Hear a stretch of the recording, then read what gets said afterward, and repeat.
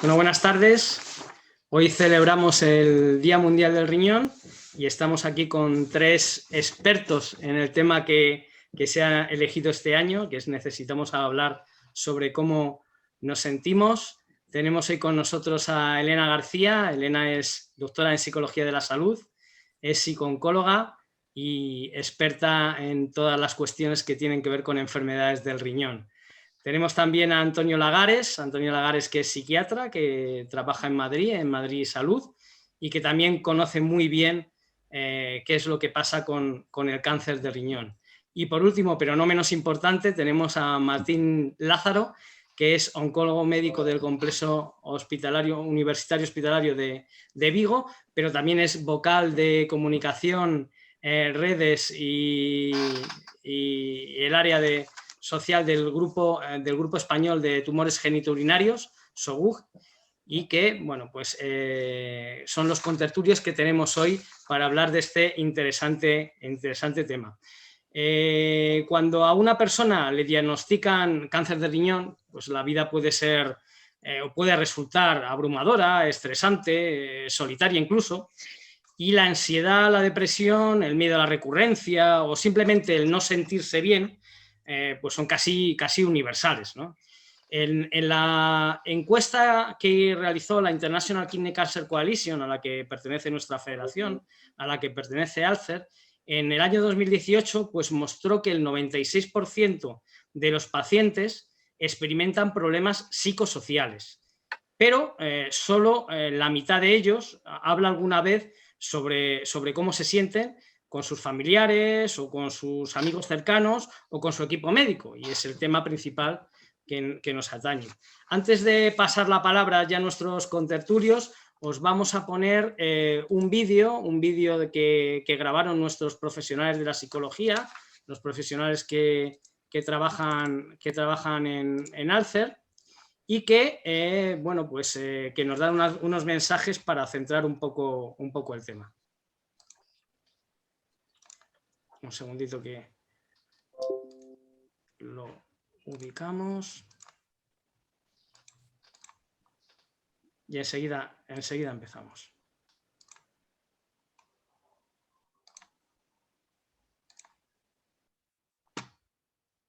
Que te diagnostiquen un cáncer renal puede ser una situación traumática y esto provoca que tu vida se ponga en obras, tu proyecto vital se ha puesto en obras. El hecho de que hablemos de una enfermedad crónica ya trae consigo la necesidad de compartir con vosotros, con vosotras, el hablar con nuestros seres queridos de lo que nos sucede. Enfrentarse al diagnóstico de cáncer de riñón supone todo un desafío, no solo a nivel físico, sino también a nivel emocional. Cuando el diagnóstico llega, inmediatamente nos ponemos en manos de un equipo sanitario para que se ocupe de nuestro estado de salud.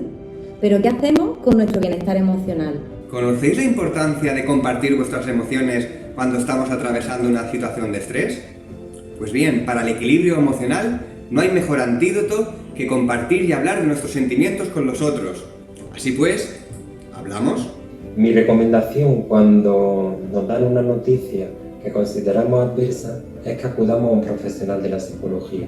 ¿Por qué? Porque en primer lugar nos vamos a asegurar un espacio para poder expresar nuestras emociones y nuestros sentimientos, asegurándonos de que no vamos a ser juzgados por ello. Es muy importante que te apoyes en tus seres queridos y en los profesionales que te proporcionarán estrategias e información muy útil para todo esto. Cuando recibimos el diagnóstico de cáncer renal, es importante no enfrentarnos a él en soledad. Compartirlo con nuestras personas cercanas, nuestros familiares, nuestros amigos, nos va a ayudar a potenciar las emociones positivas. Por este motivo, la comunicación con familiares y amigos es muy importante, ya que por una parte les va a ayudar a entenderte, a saber cómo te sientes, cuáles son tus miedos y preocupaciones, y además les permitirá poder ayudarte y sentirse útiles en el proceso de tu enfermedad. Y por este motivo quiero lanzarte un mensaje muy importante. No estás sola. No estás solo. Y sé que puede resultar tremendamente complicado hacer esto. Recordad que el diagnóstico es individual, pero que la enfermedad afecta a todos. Por eso es importante que vosotros también expreséis cómo sentís y que haya una buena comunicación entre el paciente y su entorno. Que estamos aquí, que somos un equipo, que estamos para acompañaros en este proceso, que es un proceso complicado. Ten en cuenta que por todo el Estado español hay una red de especialistas, profesionales en psicología y en el mundo renal que podemos acompañarte y escucharte. Esa reconstrucción de tu proyecto vital realmente está en marcha, y si trabajas por ello y te abres a los demás, puedes reconstruir mejor tu proyecto vital. Bueno, ya tenemos centrado el tema. Elena, ¿por qué tenemos que hablar sobre cómo nos sentimos? Bueno, yo casi que lo propondría como una invitación, como un itinerario muy interesante. Me ha emocionado mucho este vídeo, me ha encantado, ¿eh? Enhorabuena a todos los psicólogos que han participado en él, porque es muy bonito los mensajes que mandan. A ver, las emociones se corporalizan siempre, aunque sea en una úlcera de estómago. Entonces, tiene sentido que podamos canalizarlas, ¿verdad?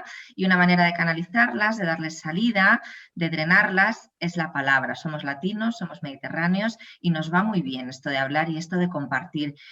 Hay gente que le cuesta un poquito más y no pasa nada, ¿eh? Tampoco tenemos que entrar en la tiranía del hablar porque hay que hablar, pero claro que desde luego todas las investigaciones nos apuntan hacia que todo lo que tiene que ver con poner en palabras, con poder sacar de piel para afuera cómo yo me estoy sintiendo, esto en el fondo lo que estoy haciendo es no reprimir, le estoy dando salida a una energía, y esto es muy interesante porque para que entre algo primero tiene que salir, ¿verdad? Entonces, hablar desde luego es una forma fantástica de drenar las emociones, así que claro que sí, hablemos. Hay otras maneras, que también pueden ser, porque el objetivo es drenar lo emocional, ¿no? Que pueda haber una salida a todo el impacto.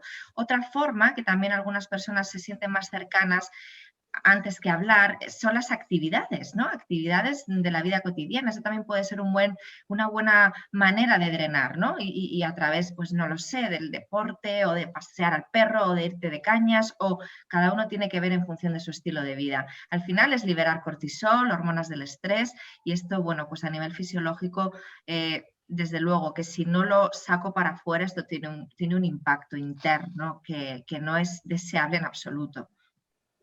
Y Antonio, ya sabemos que en esto, como en todo, hay fases, ¿no? y situaciones, pero ¿por qué fases puede pasar una persona que le detectan un cáncer y cómo se puede enfrentar a ello? ¿Qué utilidad puede tener verbalizar sus sentimientos? Sí, vamos a ver. Yo creo que hay la primera fase, o sea, podríamos decir que en el cáncer renal podríamos tener una primera fase, que es la fase cuando nos encontramos con el diagnóstico y con esa sensación de impacto emocional, porque probablemente muchas veces no contamos con ese diagnóstico. El diagnóstico aparece por otros motivos, que vas a hacer unas pruebas y aparece el diagnóstico de cáncer, y eso supone una especie de impacto emocional en el paciente. Digamos que ahí es una de las fases donde el paciente reacciona de diferente forma, ¿no? Entonces, esas primeras fases el paciente va a estar con mucho estrés, va a estar tenso, va a estar atemorizado, alarmado. Entonces ahí necesita también hablarlo, compartirlo, perder esos miedos a la incertidumbre de cómo va a desarrollarse el proceso futuro. Después hay otras partes de la enfermedad, otras etapas de la enfermedad, como ya digamos es la fase de estado, en que ahí las reacciones van a ser diferentes. Y después estaría la fase terminal de la enfermedad, que también sería otra fase diferente, donde la depresión o el delirio estaría pues más, digamos, más presente, ¿no? La fase de estado, digamos que también depende un poco de la evolución de cómo vaya la enfermedad. Cuando la enfermedad va bien, bueno, pues el estado anímico de la persona va a ser más o menos optimista, va a tener esa esperanza de poder recuperarse.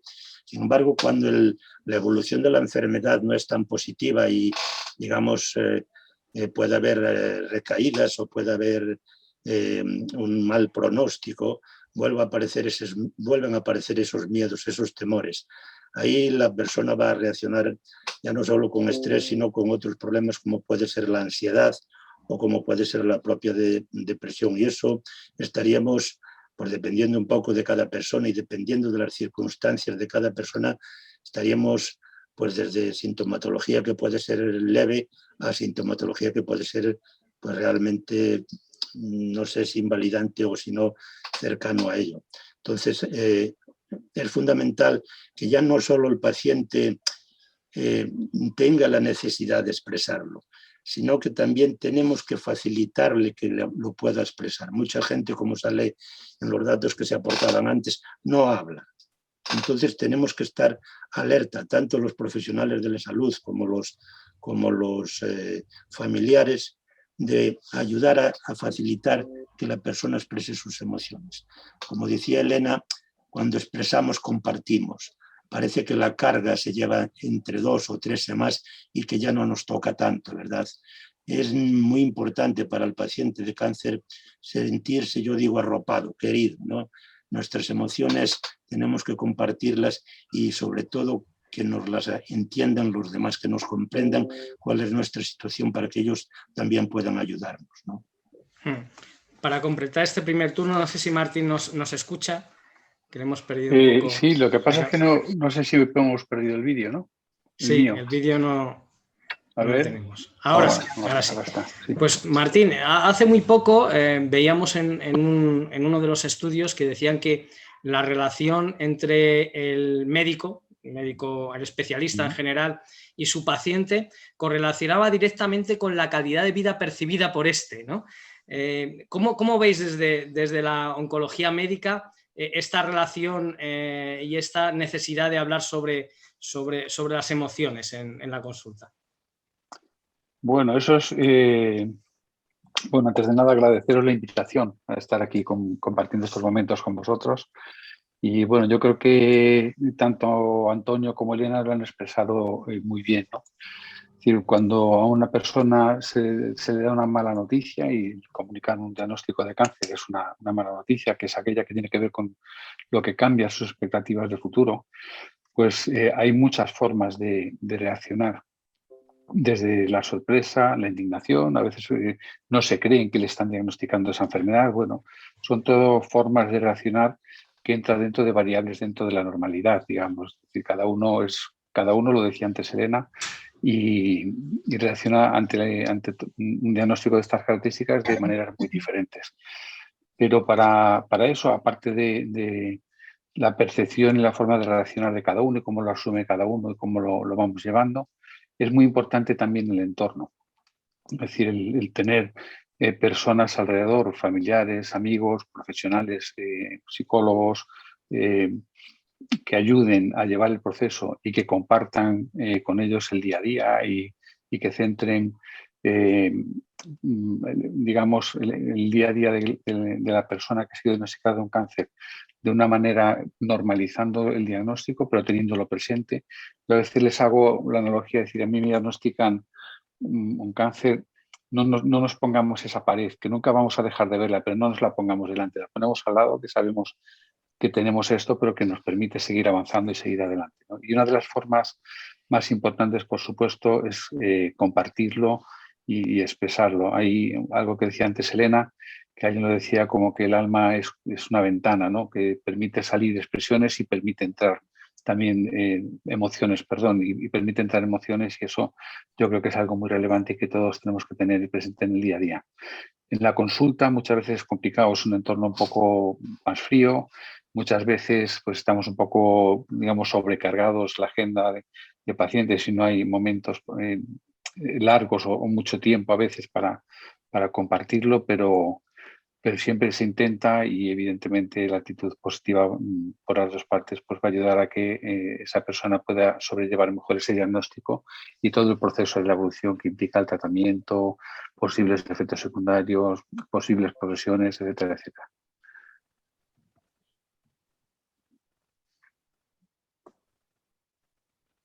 No te escuchamos, Juan Carlos. Perdón. Decía que siempre hablamos del papel que juega la ansiedad, el estrés, la depresión y cómo puede interferir en las prescripciones y en las recomendaciones médicas. ¿Creéis de verdad que sobre todo los procesos depresivos pueden influir y de manera negativa en la calidad de vida de los pacientes en este caso? Sí. Cualquiera, podéis interrumpir cualquiera. Yo creo que, como comentaba antes, una de las entidades clínicas que se suele dar en el paciente con cáncer renal o el paciente oncológico en general, dependiendo un poco de cada circunstancia personal, es la depresión. La depresión pues va a tener una serie de características que van a hacer que haya unas alteraciones tanto conductuales como emocionales, como incluso de sintomatología física, que van a condicionar mucho al paciente. Y van a condicionar mucho al paciente en el día a día, en su vida cotidiana, y van también a condicionarlo muchas veces, dado su estado de ánimo, en la adherencia al tratamiento. Yo creo que muchas veces el paciente depresivo, y dependiendo del grado de depresión, muchas veces ese desinterés, esa apatía, sobre todo en el paciente de cáncer es muy típica la anedonia, que digamos esa falta de interés y de falta de disfrute por todo, hace que pierda interés incluso por la propia evolución de la enfermedad, o sea, se desinteresa de todo, y yo creo que eso sí puede ser un motivo de interferencia. Y creo que nos lo explicará mucho mejor Martín. La depresión de por sí mismo, yo creo que puede tener efectos sobre la evolución de la propia enfermedad, ¿no? Depresión y sistema inmunitario tienen mucho que ver, y eso quizás nos lo explique mejor Martín. Y entonces, si el paciente depresivo o deprimido está atravesando, por ejemplo, una depresión mayor, una entidad clínica importante, puede ser que tanto por falta de adherencia al tratamiento, por desinterés, porque ya da todo por perdido, pues no haga un buen cumplimiento terapéutico. Y por otro lado, la propia depresión pues puede influir en el sistema inmunitario y provocar una evolución más negativa sobre el propio proceso. La depresión y la relación de la inhibición o de las células killer, por ejemplo, que es clarísimo, sobre las mutaciones del DNA, etcétera, etcétera, que eso nos lo explicaría mejor Martín, pues tiene un efecto negativo, puede tener un efecto negativo muy importante en la evolución de la enfermedad. Bueno, todavía no tenemos datos fehacientes que eso nos lo diga así, ¿no? Eso es tal. Lo que sí está claro es que un cuadro depresivo o de ansiedad también influye mucho en la calidad de vida del paciente. Y en eso puede influir también, como decía Antonio, en que el paciente pues haga a lo mejor un peor cumplimiento de un tratamiento, que le resulte más complicado, el seguimiento, etcétera, etcétera. Nosotros ahora estamos empezando un trabajo conjuntamente con psiquiatría, precisamente con lo que decía Antonio, como la depresión puede estar asociada a la inmunidad y la inmunidad también puede estar asociada al cáncer. Ahora acabamos de empezar un trabajo sobre si los tratamientos con inmunoterapia pueden afectar también al ánimo de cada paciente, ¿no? Está empezado, eso lo llevamos una persona que se ha inscrito, Martín, sí, sin duda. Y no tenemos aún datos, pero bueno, es algo que lo estamos haciendo, es una idea que surge de psiquiatría, y yo creo que sí que es algo que seguro afecta a la calidad de vida y a veces al cumplimiento o al querer cumplir o no los tratamientos, al hacer un seguimiento, digamos, estricto, y que se pueda hacer un seguimiento correcto para detectar antes o en su momento si hay una progresión o no que requiere un cambio de tratamiento, etcétera, etcétera. Eso está claro que influye. Elena, tú que has estudiado mucho cómo el estado emocional interfiere en la adhesión, ¿qué nos cuentas de ello? Bueno, yo creo que lo ha contado muy bien Antonio. Efectivamente es un indicador clarísimo, ¿no? La adhesión, como se ve afectada por una variable como puede ser el estado de ánimo. Básicamente, pues eso, pues una falta de energía, ¿no? Y una falta de autocuidado, y bueno, pues yo creo que lo ha contado muy bien. Yo lo único que añadiría es que creo que aquí tenemos un poco que tener una óptica preventiva, ¿no? Porque cuando ya hay instalado un trastorno depresivo mayor, poca broma, esto es una cuestión muy seria que necesita medicación, que necesita una intervención compleja, y que correlaciona con altas tasas de suicidio. Entonces, no estamos hablando de algo naif, ¿no? Entonces, ahí yo creo que hay que tener, en lo que son los procesos oncológicos, en cualquier enfermedad médica en general, una óptica preventiva, ¿no? La psicología de la salud tiene que tratar en la medida de lo posible de anticiparse a esos problemas. Por eso es tan importante, ¿no?, la figura de los equipos interdisciplinarios donde pueda haber una detección precoz, donde se pueda colaborar con el oncólogo, donde, bueno, pues podamos tener un poco una mirada antes de que venga el problema, ¿no? Y yo creo que esa es una de las estrategias que tenemos que tener muy presentes, porque evidentemente la tristeza va a aparecer, la tristeza es una emoción que es absolutamente adaptativa ante la pérdida y que en un momento dado se puede volver desadaptativa, intensidad y frecuencia aumentan. Entonces, bueno, yo creo que también es muy importante el anticiparse, ¿no?, para que no se den estos trastornos psiquiátricos graves, que son muy graves. Bueno, Antonio lo sabe mucho mejor.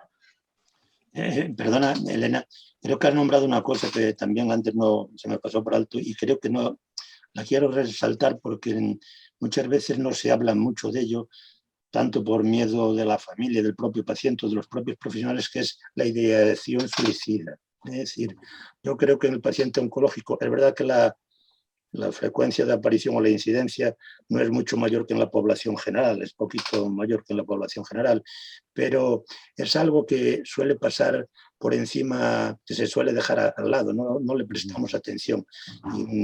Y hay que tener cuidado porque muchos pacientes cuando llegan a esas depresiones mayores con una sintomatología tan fuerte, tan abigarrada, la ideación suicida, la planificación suicida y la intencionalidad suicida, pues hay que estar muy pendiente de ella porque puede aparecer. Y como tú bien dices, hay que hacer una prevención antes de que esto ocurra, porque esto si se llega al límite final no tiene vuelta atrás. Entonces creo que es muy importante y totalmente de acuerdo contigo que tenemos que estar, si me permite la expresión, un poquito al loro de la situación anímica y emocional del paciente. Totalmente.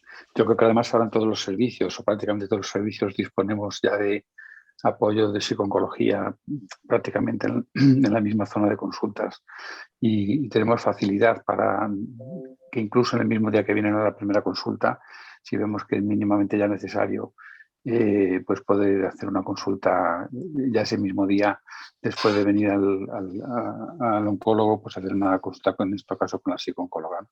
Yo creo que eso es muy importante. La verdad es que desde que está con nosotros yo creo que ha cambiado mucho también la asistencia al paciente, porque yo siempre digo que antes decía que muchas veces tenemos poco tiempo en la consulta, ¿no? Y lo fácil es recetar, ¿no?, un ansiolítico, un antidepresivo, derivar a otro especialista y a veces simplemente con hablar un poco y teniendo un apoyo tan importante como es la psicología, 3 consultas más allá nos van a arreglar problemas. Es cierto que a veces, yo no sé si en vuestra experiencia os lo han transmitido, son un poco reticentes de entrada, no digo, ¿cómo que voy a ir yo al psicólogo?, ¿no?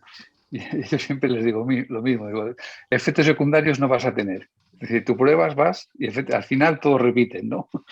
Pero efectos secundarios no le va a dar, al revés, en todo caso va a ser bueno. Pues mira, esto, Martín, me da un pie perfecto para mostraros lo que nos dicen los pacientes. Hemos recogido unos datos preliminares de la encuesta de este año. ¿Ves ya la pantalla? Sí. Bueno, pues estos son los resultados, son preliminares, una encuesta internacional. A la izquierda tenemos los datos globales y a la derecha los datos de España, que no hay mucha diferencia. Contestan a la encuesta más mujeres que hombres, a pesar que en cáncer renal es al revés, ¿no? Es más frecuente en hombres que en mujeres. Y esta es una de las cuestiones que estabas hablando, ¿no? Cuando pensamos en cáncer renal, ¿cuáles de estos pensamientos son los que mejor le describen, ¿no? Y es curioso que la mayoría de los pacientes sí que hablan de esas preocupaciones y de pensamientos que interfieren en su concentración o que les influyen todos los días. En el caso de España, más que en el internacional. En el quesito de color naranja y el azul, más del 70% están preocupados por aspectos emocionales, por pensamientos que le interfieren en su día a día. y dicen ¿cómo de frecuente es? ¿Cómo podrían describir ese miedo a la recurrencia que habéis comentado? Pues también, en este caso, también en España hay un porcentaje mayor que internacionalmente acerca de esos miedos y de que les sucede en su vida diaria con esa interpretación. Y este es uno de los temas que más nos ha llamado la atención, y que es que cuando hablan, que es el tema de este día, cuando hay que hablar sobre cómo se sienten emocionalmente, ¿con quién les gustaría hablar?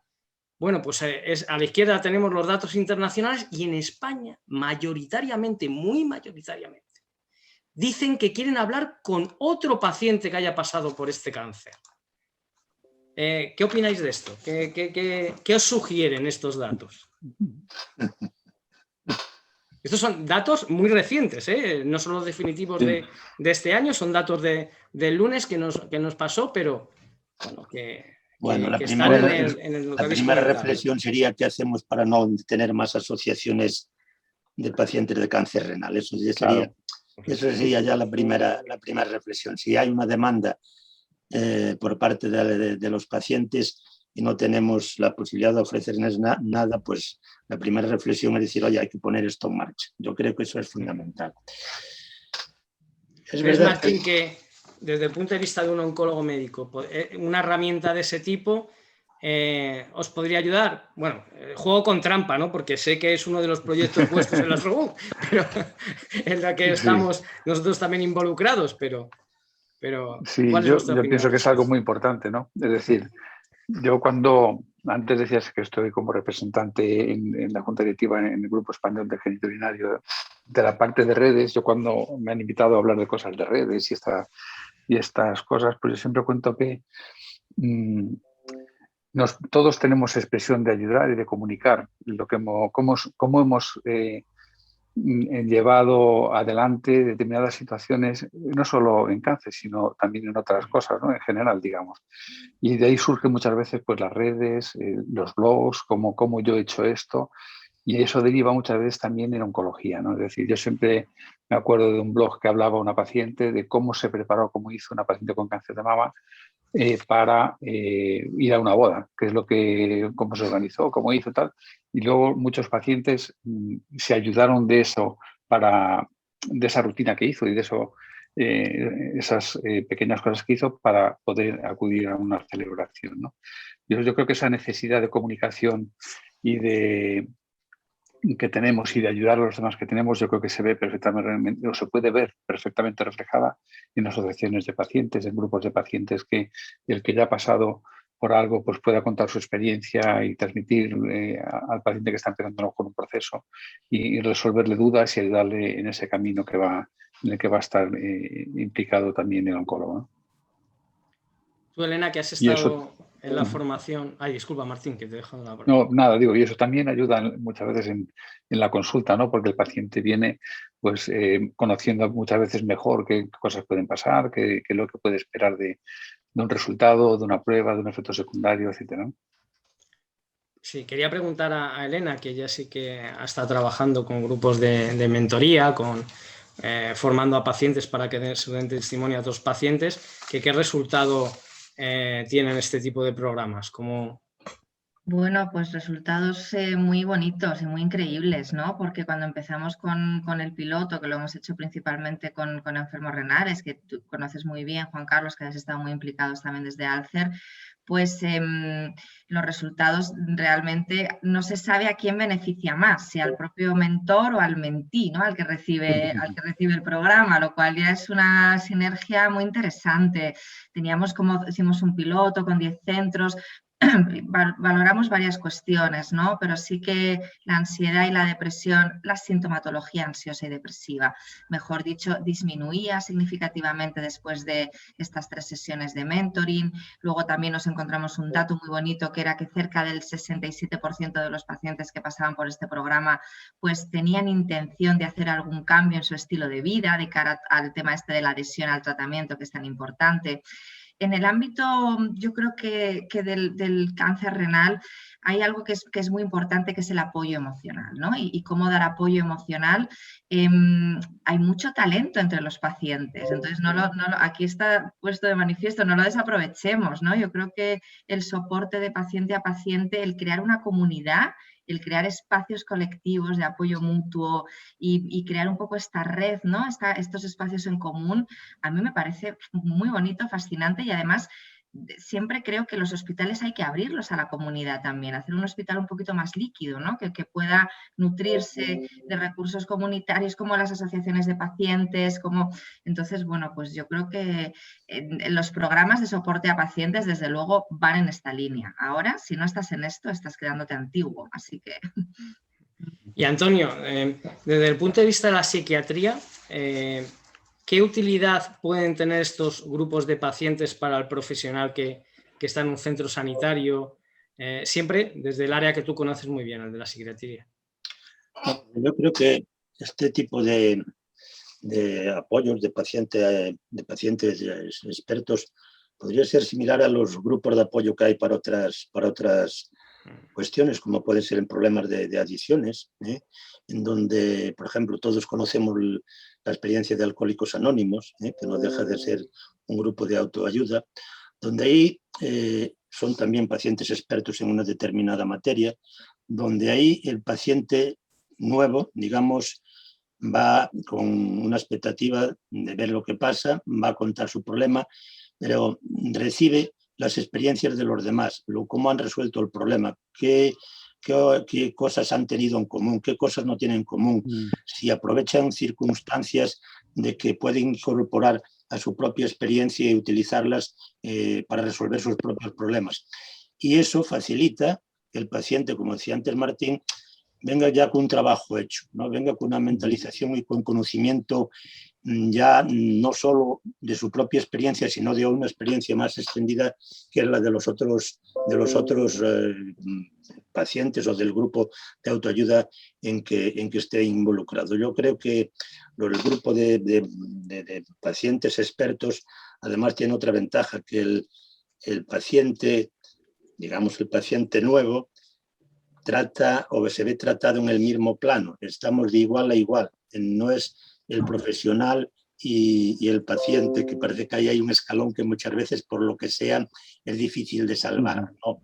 Entonces el paciente experto, que ya por su propia experiencia, por su propia formación puede aportar mucho al paciente, digamos, nuevo, al nuevo paciente, pues le da seguridad, le da argumentos que puede utilizar en su vida del día a día, y por lo tanto yo creo que es una forma de trabajar más de igual a igual, y que el paciente pues se ve más amparado, y digamos, con que suene mal, parece que lo que oye, lo que le dicen es verdad porque el otro lo ha pasado, no es solo, digamos, algo que me dice otro que no ha pasado por esa experiencia, y por lo tanto se vuelve más realista esa situación. Y yo creo que en ese sentido las asociaciones de pacientes, y sobre todo un cáncer renal, que no debe haber muchas, pues yo creo que es fundamental implementarlas, darlas a conocer, formar bien a los pacientes expertos y abrirlas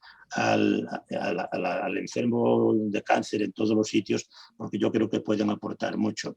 Es un refuerzo más para ese enfermo de otro que ya lo ha pasado y que ve que su realidad está ahí, que no es algo que le digan, ve que sigue estando vivo, que sigue estando funcionando, que sigue estando con optimismo y que sigue apoyando a los demás, que eso yo creo que beneficia al nuevo paciente y al paciente experto, porque también parece como si tuviese la sensación de devolver algo de mucho que le han dado, ¿no? Yo creo que ahí el paciente experto también puede jugar un papel de apoyo. Incluso yo diría más, que si son pacientes expertos, a veces son quizás los que mejor pueden detectar los cambios de ánimo en las personas. Viene un día y le veo bien, le veo otro día tal, pero al cabo del tiempo veo que está yéndose para abajo, entrando en un proceso depresivo. Pueden ayudar mucho a detectar esos cambios en los pacientes, porque muchas veces el paciente, por no alarmar a la familia, no le dice lo que siente. Sin embargo, es más fácil que se lo diga al paciente experto. Entonces yo creo que los pacientes... Eso es justo, Antonio, lo que salió en la encuesta, es justo eso. Sí, sí. Claro, claro, pero es que y el lema que tenemos hoy, necesitamos hablar de lo que sentimos. Y para eso tenemos que tener un receptor adecuado. Y probablemente el receptor adecuado es aquel que ha tenido esa experiencia y que está dispuesto a oírte y a ayudarte. Y eso es el paciente experto. Por lo tanto, yo creo que es fundamental potenciar estos grupos que por ahora yo creo que en lo que se refiere a cáncer renal, y tú me corregirás, Juan Carlos, no debe de haber demasiados. Yo creo que hay algunos... La verdad es que no es. Es un trabajo que tenemos que recorrer y que afortunadamente ahí contamos con muchas ayudas, una muy importante, que es la de los propios médicos oncólogos que están de lleno en esta iniciativa. Os voy a cambiar un poco de tema, pero muy relacionado, evidentemente, con el que estamos hablando. Una de las cuestiones que también ha salido este año, que no os la he puesto en las gráficas, pero os lo leo, es que más de un 60% indica que tiene problemas de sueño. ¿Es el sueño un síntoma de que hay problemas emocionales? Está la cultura popular de yo duermo mal porque tengo una preocupación, ¿no? Pero eso también en patologías crónicas como un cáncer o con problemas agudos como la detección de un cáncer, ¿también es así?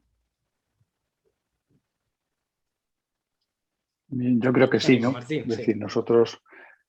Venga, ya empiezo yo con la parte que escucho en el día de la consulta, y eso es muy cierto. Una de las preocupaciones fundamentales de todos los pacientes es muchas veces el insomnio, ¿no?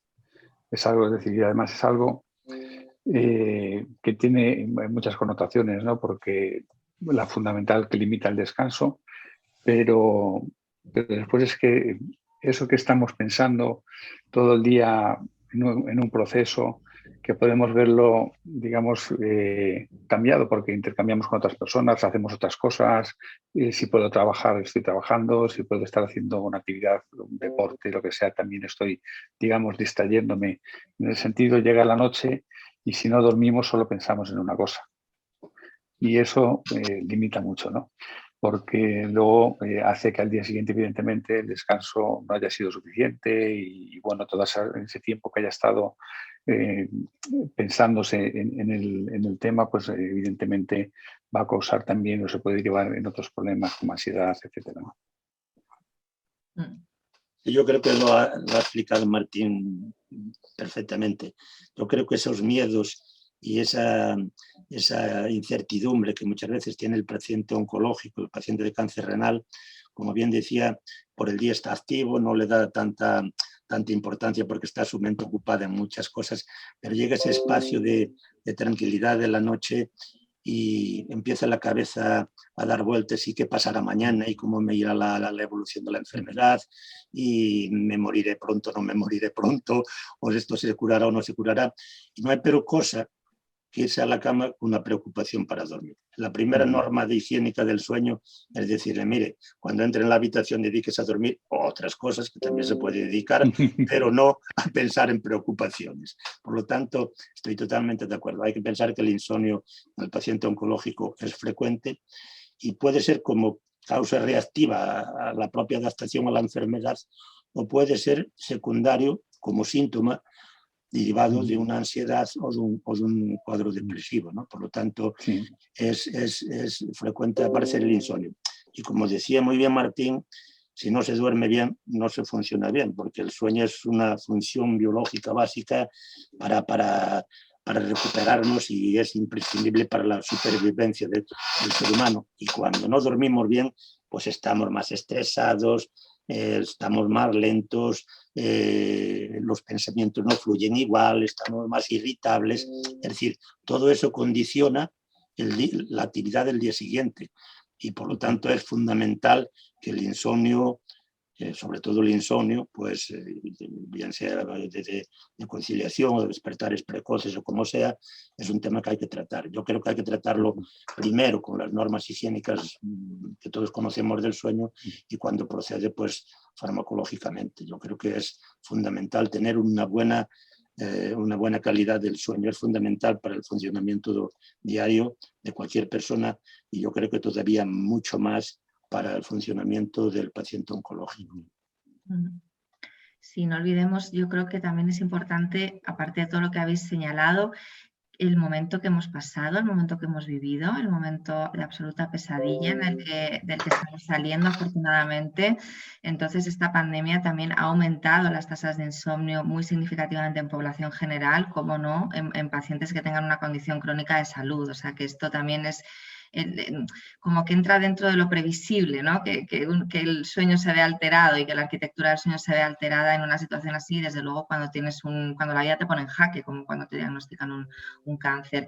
Y yo también una llamada a que hablen con sus médicos, ¿no? Como ha dicho Antonio, hay herramientas farmacológicas, hay herramientas de higiene del sueño, o sea que el sueño es un tesoro, que hay que cuidarlo, o sea que se hable con los médicos, que estos síntomas se muestren y se exploren. Pasa a veces como en el terreno de la sexualidad también, que son como áreas un poco opacas, tabú, ¿no? que no se hablan y que son muy importantes para las personas, determinan mucho nuestra calidad de vida. Así que yo creo que una parte proactiva de los pacientes también que lo comuniquen y de los equipos también que lo exploremos nosotros. De acuerdo. Juan Carlos, no se te oye, estás muteado. Sí. Disculpar, que me ha vuelto a pasar. Os digo, os voy a introducir el último tema. Es un placer estar hablando con vosotros, pero tenemos que limitarlo para no ser muy repetitivos. La última pregunta, el último tema es el más lógico, ¿no? ¿Qué podemos hacer por mejorar esta situación? Hemos introducido ya algunos temas, pero ¿qué creéis bajo vuestro punto de vista que podemos hacer para mejorar esta salud emocional en los pacientes con cáncer de riñón? Bueno, yo creo que se pueden hacer muchas cosas y una es la que está sucediendo ahora, que se hable de esto, que se visibilice esta iniciativa que habéis tenido desde Alcer y desde todas las organizaciones también, la sociedad científica implicada. Pues yo creo que esto ya es una manera muy importante, pero hay que visibilizar la necesidad, ¿no? del impacto emocional que tiene un cáncer renal, de que hay herramientas. Yo creo que esa sería una primera línea desde mi punto de vista, ¿no? Creo que otra segunda línea de actuación muy importante también es bueno, pues la incorporación, ¿no? de equipos interdisciplinares, como decía Martín, la figura del psicooncólogo o del psicooncólogo, que pueda dar respuesta también y que manejamos herramientas complementarias, ¿no? A las herramientas médicas y a las herramientas de enfermería. Esa me parece una segunda línea muy importante.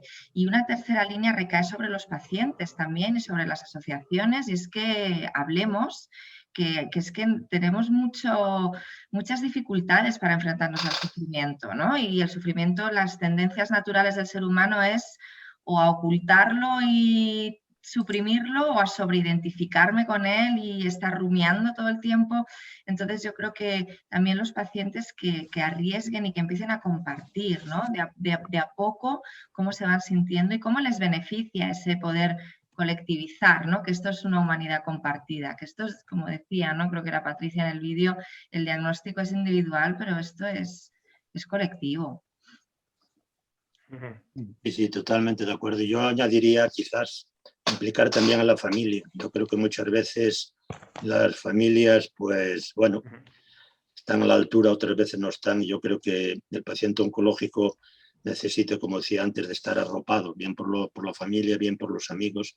Creo que hay que ya no solo estar disponible, sino que ir al encuentro del paciente. Yo creo que es fundamentalmente algo que tiene que saber la familia y, por lo tanto, los profesionales, bien sean los psicólogos, psiquiatría, médico de atención primaria, que creo que a veces no se habla de él y también pues, puede hacer una excelente función. Yo creo que tiene que valorar cuál es la situación del paciente, cuál es la situación de la familia, qué entorno tiene, porque muchas veces aunque el paciente ya de por sí a veces no tiene buena predisposición para compartir sus emociones, pero si encima el entorno no es favorable, pues más difícil se lo ponemos. Creo que también todo eso lo tenemos que valorar y después, como decía antes, los profesionales ir al encuentro de su situación y ya no solo como corresponde a los oncólogos que hacen la labor fundamental, que es el control de la enfermedad, después todos los demás profesionales sanitarios deberíamos estar atentos a la parte emocional, porque la parte emocional, sin lugar a dudas, no voy a decir que es más o menos, pero más importante que la parte biológica, pero la parte emocional es fundamental y condiciona muchísimo la evolución del proceso del paciente. Y como no, lo que estamos hablando hace un poco, creo que aquí hay que potenciar, desarrollar, poner en marcha asociaciones de pacientes que puedan también contribuir a dar calidad de vida en definitiva al paciente oncológico. Bueno, yo me queda poco por decir. Yo creo que lo importante se ha dicho, el perder un poco el miedo a transmitir las emociones, no solo en el entorno, sino también en la consulta o estar con un profesional. Yo creo que eso es muy importante. Las asociaciones yo creo que ayudan a dar una visibilidad también de la enfermedad. Yo siempre pongo el ejemplo del cáncer de mama, ¿no? Que es algo que está como muy implementado y lo ves en la consulta cuando, yo ahora no lo veo, pero cuando veías a las pacientes con cáncer de mama, o por ejemplo ahora con el cáncer de próstata, con estas campañas como Movember y estas cosas que también dan visibilidad, digamos que normalizan el poder hablar de la enfermedad sin tabúes y sin miedos, ¿no? Y yo creo que, como se ha recalcado bastante en esta reunión, las asociaciones de pacientes y pacientes expertos que ayuden, pacientes que puedan echar una mano a la hora de llevar todo el proceso y el camino de la enfermedad, yo creo que es algo que puede tener mucho valor y así se refleja en esa encuesta que has puesto antes, Juan Carlos. Muy bien, pues muchas gracias. Nosotros vamos a ir un paso más allá. Estamos trabajando en una herramienta digital que ponga en evidencia, que pueda consultar cualquier paciente y al final le vaya encaminando a qué ayuda necesita para ello, o reforzar su vínculo con su profesional o buscar ayuda sanitaria. En función de lo que el paciente vaya contestando, le vamos guiando a uno y otro. Es una herramienta que estamos haciendo con los profesionales de nuestra entidad. Yo quería daros las gracias a los tres. Es un placer teneros, además con diferentes áreas de algo que comentaba Elena al principio, esa necesidad de la relación interdisciplinar para ayudar. Y de verdad que nos ayudáis también mucho a las organizaciones de pacientes a orientar nuestra atención. Muchas gracias y buenas tardes. Buenas tardes. Muchas gracias a vosotros. Gracias. Gracias. Hasta luego. Hasta luego. Hasta luego.